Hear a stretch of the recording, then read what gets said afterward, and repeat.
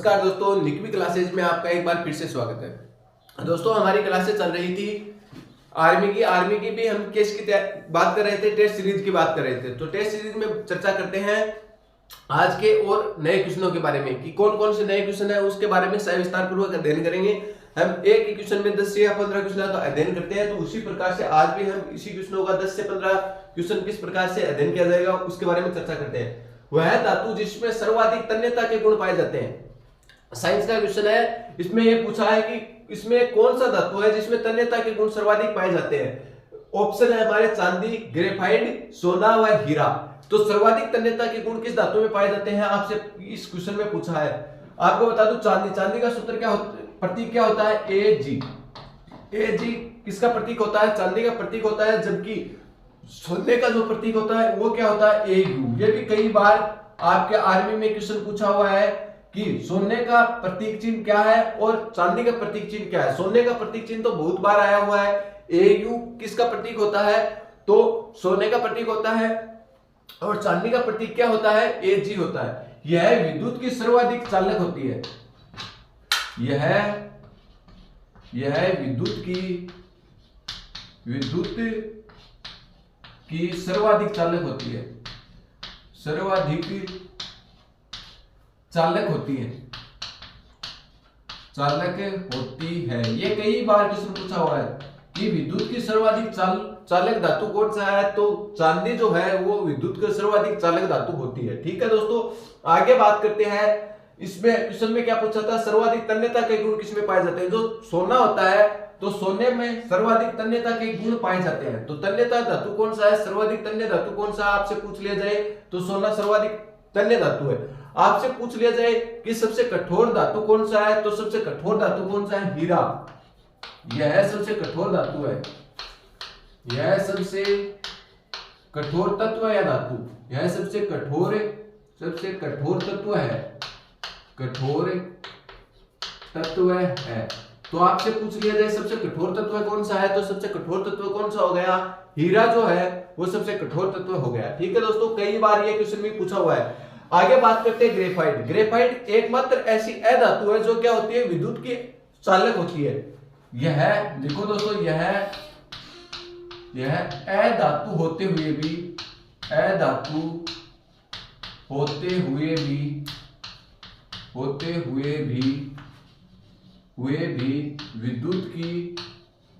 विद्युत की चालक धातु है, चालक है, विद्युत की चालक है। तो जब अधातु क्या होते हैं, विद्युत के कुचालक होते हैं। ये एकमात्र अधातु है जो ग्रेफाइट जो है वो एकमात्र अधातु है जो क्या होती है, विद्युत की सुचालक होती है, या विद्युत की सुचालक, नाम आपको बताएगा सुचालक होती है, सुचालक होती है। आपको पूछ लिया जाए कि धातु और अधातु में आपको अंतर पूछा जाए तो धातु क्या होते हैं, विद्युत के सुचालक होते हैं, और अधातु क्या होते हैं, विद्युत के कुचालक होते हैं। परंतु अपवाद क्या है, ग्रेफाइट एकमात्र ऐसा अपवाद है जो क्या होता है, अधातु होते हुए भी क्या होता है, विद्युत का चालक होता है। जैसे मैंने बताया था कि अधातु क्या नहीं होते, चमकीले नहीं होते, परंतु एकमात्र ऐसा उदाहरण था आयोडीन का, मैंने उदाहरण दिया था ना, अधातु होते हुए भी चमकीला होता है। आयोडीन का प्रतीक चिन्ह मैंने बताया था आई। ये क्या बताया था मैंने, अधातु होते हुए भी चमकीला होता है, अधातु होते हुए भी चमकीला होता है, होते हुए भी क्या होता है, होते हुए भी चमकीला होता है।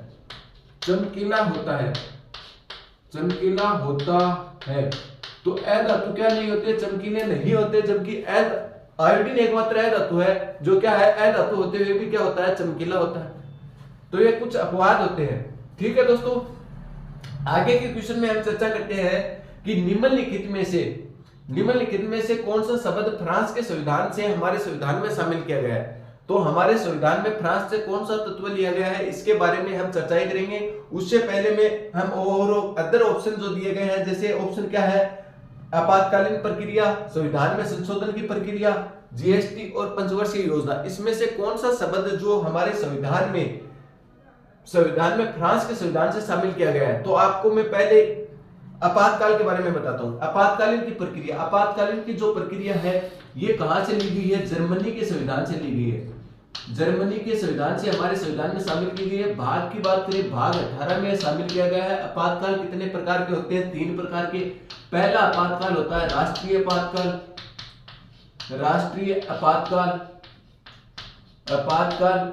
और राष्ट्रीय आपातकाल अभी तक हमारे देश में कितनी बार लागू हुआ है? तो अभी तक 3 बार भारत में लागू, भारत में लागू। लिखो दोस्तों, भारत में लागू, भारत में लागू कितनी बार हुआ है अभी तक? भारत में अभी तक 3 बार लगा है, 3 बार लगा है। कौन सा? राष्ट्रीय आपातकाल। दूसरा आपातकाल होता है, दूसरा आपातकाल है राज्य आपातकाल, राज्य आपातकाल, आपातकाल। राज्य आपातकाल सर्वप्रथम पंजाब में लगा था। सबसे कम समय के लिए कहां लगा? पंजाब में लगा। सर्वाधिक समय के लिए पूछ लिया जाए तो जम्मू कश्मीर में लगा था। और बात करें कि सर्वाधिक बार राज्य आपातकाल कहां लगा है, तो मणिपुर और उत्तर प्रदेश में सर्वाधिक बार क्या लगा है? आपातकाल। ये जो राज्य आपातकाल है ये लगा है। ये किस अनुच्छेद के तहत? देखो दोस्तों, राष्ट्रीय आपातकाल तो अनुच्छेद 352 के तहत लगता है। अनुच्छेद की बात करें, अनुच्छेद 352 के तहत राष्ट्रीय आपातकाल लगता है, जबकि राज्य आपातकाल लगता है अनुच्छेद 356 के तहत। अनुच्छेद 356 के तहत कौन सा आपातकाल लगता है? राज्य आपातकाल लगता है। ठीक है दोस्तों, आगे बात करते हैं तीसरा आपातकाल कौन सा है। तो तीसरा आपातकाल है वित्तीय आपातकाल। कौन सा? वित्तीय आपातकाल, वित्तीय आपातकाल। वित्तीय आपातकाल कितने, कौन से अनुच्छेद में लगता है? अनुच्छेद की बात करें तो वित्तीय आपातकाल अनुच्छेद 360 में लगता है। वित्तीय आपातकाल अनुच्छेद 360 में लगता है। तो वित्तीय आपातकाल अनुच्छेद 360 में लगता है, परंतु ये कहां से लिया गया है? ये संयुक्त राज्य अमेरिका से, यूएसए के संविधान से हमारे संविधान में शामिल किया गया है। पहले किस आपातकालीन पूछे? जर्मनी के संविधान से भाग 18 में शामिल किया गया है। राष्ट्रीय आपातकाल अनुच्छेद 352 में इसका वर्णन मिलता है। भारत में अभी तक 3 बार लगा है, जबकि राज्य आपातकाल अनुच्छेद 356 में लगता है। सर्वप्रथम पंजाब में लगा था, सबसे कम समय के लिए पंजाब में लगा था। सर्वाधिक समय के लिए आपसे पूछ लिया जाए तो जम्मू कश्मीर में सर्वाधिक लंबे समय के लिए लगा था। बाद में बात करते हैं सर्वाधिक बार किस राज्य में आपातकाल लगा। तो सर्वाधिक बार आपसे पूछ लिया जाए तो किस राज्य में? मणिपुर और उत्तर प्रदेश में 10-10 बार सर्वाधिक बार राज्य आपातकाल लगा है। राजस्थान में राज्य आपातकाल कितनी बार लगा है? तो 4 बार लगा है। ठीक है दोस्तों, आगे बात करते हैं वित्तीय आपातकाल। वित्तीय आपातकाल अनुच्छेद 360 के तहत लगता है। यह प्रक्रिया कहां से ली गई है वित्तीय आपातकाल की? तो संयुक्त राज्य अमेरिका से ली गई है। और वित्तीय आपातकाल एक बार भी लगता है तो कितने साल के लिए लगता है? 2 वर्ष के लिए लगता है। आगे दूसरे बी नंबर ऑप्शन की चर्चा करते हैं, संविधान में संशोधन। संविधान में जो हम संशोधन करने की जो प्रक्रिया है वो किस देश के संविधान से ली गई है और हमारे देश में कहां शामिल की गई है, किस अनुच्छेद के तहत शामिल की गई है? बात करते हैं दक्षिणी अफ्रीका के, तो संविधान से हमारे संविधान में शामिल की गई है। कहां से? दक्षिणी अफ्रीका, दक्षिणी अफ्रीका के संविधान से हमारे संविधान में शामिल की गई है।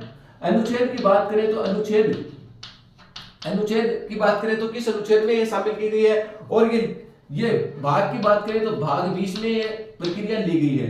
भाग 20 में ये प्रक्रिया ली गई है। भाग 20 में कौन सी प्रक्रिया ली गई है? संविधान में संशोधन की प्रक्रिया ली गई है। और अनुच्छेद की बात करें तो अनुच्छेद 368 के तहत ये संशोधन किया जाता है। तो संशोधन की प्रक्रिया कई बार करते हैं कि जैसे हमने प्रस्तावना टॉपिक पिछली कक्षा में प्रस्तावना के बारे में पढ़ा था कि प्रस्तावना में 42 संविधान संशोधन हुआ, 1976 में हुआ, उसमें 3 शब्द जोड़े गए थे। ठीक है, तो वो प्रक्रिया ली कहां से की है कि संविधान में संशोधन करना है। ये प्रक्रियाओं के बारे में जो बात करें तो ये प्रक्रिया कहां से ली गई है? दक्षिणी अफ्रीका के संविधान से। अनुच्छेद की बात करें अनुच्छेद 368 में, और भाग की बात करें तो भाग 20 में इसका क्या मिलता है? संविधान में संशोधन की प्रक्रिया का वर्णन मिलता है। ठीक है दोस्तों, आगे बात करते हैं कि जीएसटी शब्द, जो जीएसटी शब्द है वो कहां से लिया गया है? वो फ्रांस के संविधान से लिया गया है। ये उत्तर इसका सही होगा, जीएसटी। जीएसटी हमारे संविधान में बाद में जोड़ी गई है, तो किस संविधान संशोधन के तहत जोड़ी गई? तो जीएसटी क्या होता है? 101 रुपए का परसेंट, 101वां संविधान संशोधन, 101वां संविधान संशोधन, संविधान संशोधन 101वां संविधान संशोधन के तहत हमारे संविधान में शामिल की गई है। 101वां संविधान संशोधन कब हुआ था? 2019 में हुआ था। और जीएसटी 101वां संविधान संशोधन के तहत ये क्या की गई है? हमारे संविधान में शामिल की गई है। कौन सी? जीएसटी शब्द है। 1 जुलाई 2017 को क्या हुई थी? जीएसटी लागू हुई थी। इसके लिए कौन सी समिति, आपसे समिति पूछ ले, केलेंकर समिति की सिफारिश पे, केलेंकर समिति की सिफारिश पे ये हमारे संविधान में शामिल की गई थी। अनुच्छेद की बात करें, अनुच्छेद 279 में इसका वर्णन मिलता है। अनुच्छेद 279 में 279 में 279 में क्या मिलता है, इसका जीएसटी शब्द का क्या मिलता है, वर्णन मिलता है। ठीक है दोस्तों, आगे बात करते हैं पंचवर्षीय योजना। पंचवर्षीय योजना, ये जीएसटी कब लागू की गई थी, कब लागू की गई थी, 1 जुलाई 2017 को, 1 जुलाई 2017 को क्या हुई थी, जीएसटी लागू हुई थी। ठीक है दोस्तों, आगे बात करते हैं, ये सर्वप्रथम किस राज्य में लगी थी, तो असम में सर्वप्रथम जीएसटी लगनी प्रारंभ हुई थी, असम राज्य ने स्टार्ट की थी जीएसटी को। ठीक है, आगे बात करते हैं पंचवर्षीय योजना। पंचवर्षीय योजना किस देश के संविधान से हमारे संविधान में शामिल की गई है, तो रूस के संविधान से, रूस के संविधान से पंचवर्षीय योजना हमारे संविधान में क्या की गई है, शामिल की गई है। आपको बताना है अभी तक कितनी पंचवर्षीय योजना आई है, ये तो मैं बता देता हूं, अभी तक 12 पंचवर्षीय योजना आ चुकी है। कितनी पंचवर्षीय योजना आ चुकी है, 12 पंचवर्षीय योजना आ चुकी है। पहली पंचवर्षीय योजना कब से कब तक स्टार्ट हुई थी और उस पर किस पे बल दिया गया था, यह आपको कमेंट करके हमें बताना है कि पहली पंचवर्षीय योजना कब स्टार्ट हुई थी और उसमें किस क्षेत्र पे सर्वाधिक योगदान दिया गया था और बल दिया गया था सरकार के द्वारा। ठीक है दोस्तों, पंचवर्षीय योजना में क्या होता है, सरकार योजना बनाने का काम करती है कि हम अगले 5 साल में इस क्षेत्र में सर्वाधिक योगदान देंगे और ये काम किए जाएंगे। ठीक है दोस्तों, हर पंचवर्षीय योजना हर 5 साल में बनती थी। ठीक है दोस्तों, आगे बात करते हैं, वापस से एक बार फिर से इसका रिवीजन करते हैं कि अभी तक हमने क्या पढ़ा, अभी तक हमने क्या पढ़ा उसका आकलन करते हैं। तो अभी तक हमने क्या पढ़ा हुआ है, धातु जिसमें सर्वाधिक तन्यता के गुण पाए जाते हैं। तो आपको पूछा है कि ऐसा कौन सा धातु है जिसमें सर्वाधिक तन्यता के गुण पाए जाते हैं, तो सोना एकमात्र ऐसा धातु है जिसमें सर्वाधिक क्या पाए जाते हैं, तन्यता के गुण पाए जाते हैं। इसमें मतलब थोड़े से सोने में कई किलोमीटर तक लंबा तार के रूप में इसे बनाया जा सकता है। ठीक है दोस्तों, बात करते हैं चांदी। चांदी क्या होती है, विद्युत की सर्वाधिक चालक धातु आपसे पूछ लिया जाए तो चांदी होती है। चांदी का प्रतीक चिन्ह होता है Ag, चांदी का प्रतीक चिन्ह क्या होता है, Ag होता है, जबकि सोने का प्रतीक चिन्ह क्या होता है, Au होता है। आपको ये याद रखना है, ये कंफ्यूजन होगा कि Ag किसका प्रतीक चिन्ह है और Au किसका प्रतीक चिन्ह है। ठीक है दोस्तों, आगे बात करते हैं ग्रेफाइट। ग्रेफाइट एकमात्र ऐसा अधातु है जो क्या होता है, विद्युत का सुचालक होता है। अधातु होते हुए भी ग्रेफाइट एकमात्र अधातु है जो क्या है, विद्युत का सुचालक पाया जाता है। बाकी सभी अधातु क्या होते हैं, विद्युत के कुचालक होते हैं। अधातु क्या होते हैं, विद्युत के कुचालक होते हैं, जबकि धातु क्या होते हैं, विद्युत के सुचालक होते हैं। ये भी आपसे जो कथन में जो क्वेश्चन दिए जाते हैं उसमें पूछा जा सकता है। तो ये एकमात्र अधातु है जो क्या होता है, विद्युत का सुचालक होता है। आगे बात करते हैं कि हीरा। तो आपसे पूछ लिया जाए कि सबसे कठोर तत्व कौन सा होता है, जैसे मैंने बताया कि मानव शरीर का सबसे कठोर भाग कौन सा है, तो इनेमल बताया था ना मैंने आपको, एक क्वेश्चन बताया था, मानव शरीर का, मानव का सबसे कठोर भाग, सबसे कठोर भाग, मानव का सबसे कठोर भाग, तो मानव का सबसे कठोर भाग कौन सा बताया था, इनेमल। इनेमल, और ये कहां पाया जाता है, इनेमल दांतों पर पाया जाता है। कहां पाया जाता है, दांतों पर। तो मानव का सबसे कठोर भाग कौन सा हो गया, इनेमल हो गया, दांतों पर पाया जाता है। उसी प्रकार आवर्त सारणी में सबसे कठोर तत्व पूछ लिया जाए तो कौन सा होता है, सबसे कठोर तत्व कौन सा होता है, हीरा। हीरा जो है वो क्या है, सबसे कठोर तत्व है।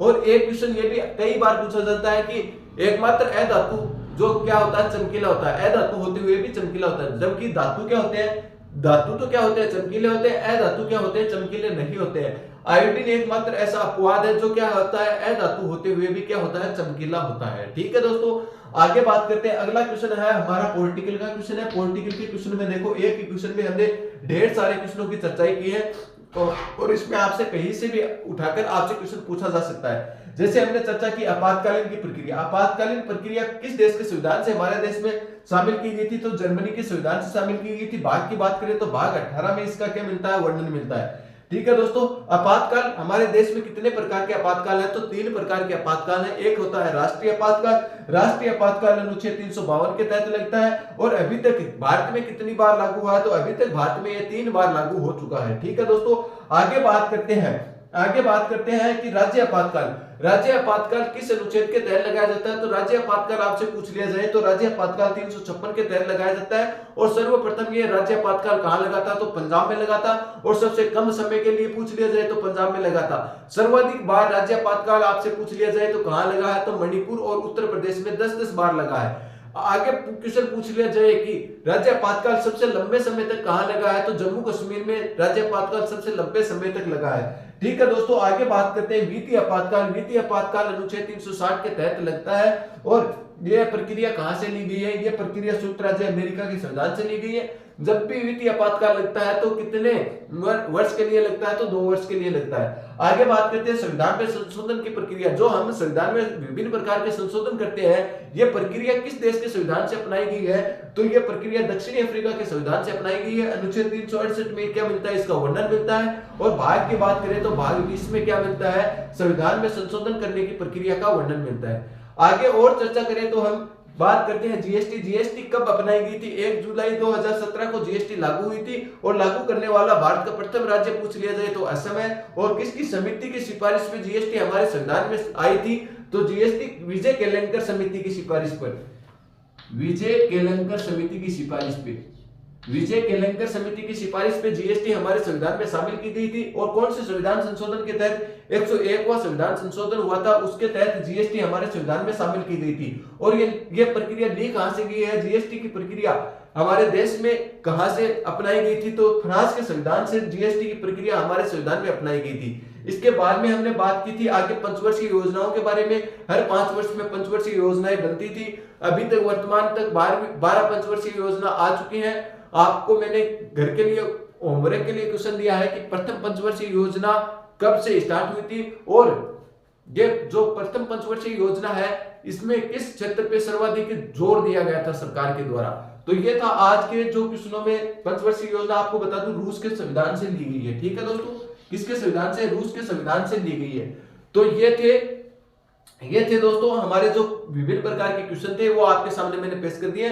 अब जो क्वेश्चन है वो आगे की कक्षा में और आ जाएंगे, उसके बारे में और चर्चाएं करेंगे। आज के लिए इतना ही। यदि आप चैनल पर नए हो तो ज्यादा से ज्यादा मित्रों को भी शेयर किया करो और आप भी इसे चैनल को सब्सक्राइब कर लो। ये आपको बार बार करने की आवश्यकता नहीं है।